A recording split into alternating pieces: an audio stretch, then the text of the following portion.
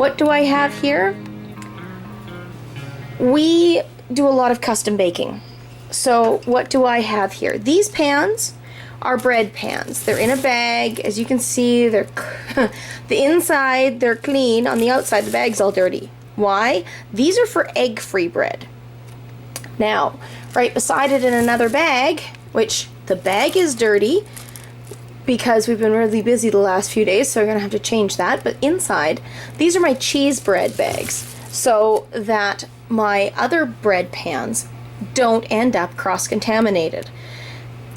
Bread pans are one of those things that you really, they really need a good seasoning. Even the non-stick ones, they don't perform very well if they're always squeaky clean. At least that's my experience. I find that things get stuck inside them, even if you've greased them, no matter how you've greased them, whether you've greased them with coconut cream or whether you've just used some good old pan spray. What are these? These, again, all neatly wrapped up in plastic except for that one, which is now going in the wash. Sometimes it's a good thing to double check your kitchen. These are 2-bite brownie pans, or mini muffin pans, as you prefer. I have them in different sizes, different shapes. So those are all bagged to stay clean. These are, I have now learned, brookie pans. They're for half brownie, half cookie pans, or they're mini donut pans, depending on how you use them.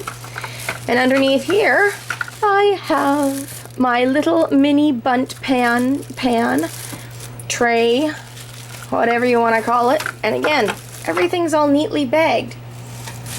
I have another one up here, which I'll just bring down to show you.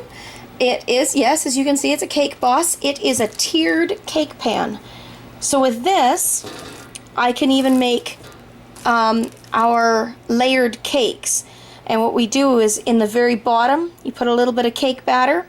Then in the middle of that, you put your filling. So we like to use fruit filling. So whether it's blueberries, apples, strawberries, cherries, whatever the sauce is that you would normally put in between the layers of your cake, you put that there. And then see, for the next ring, another layer of cake batter to fill that up. Again, more of the filling. And then on the top, but only to about here or so, more cake batter. You put them in the oven and they bake up. Or if you just want, we've used these for our lemon loaf cake. And then you get them and they're all just these little mini tiered cakes that you pierce. I have learned that. You pierce it and then you drizzle lemon juice, a concentrated lemon juice after you've squeezed one lemon, and a 1/4 cup of sugar, believe it or not. And you drizzle it over top of these cakes and it's just amazing. But that's what these are. These are simply pans. We don't use them every day, so they're all tucked away, neat and tidy. Someone asked what this is. Okay, these are our pizza pans.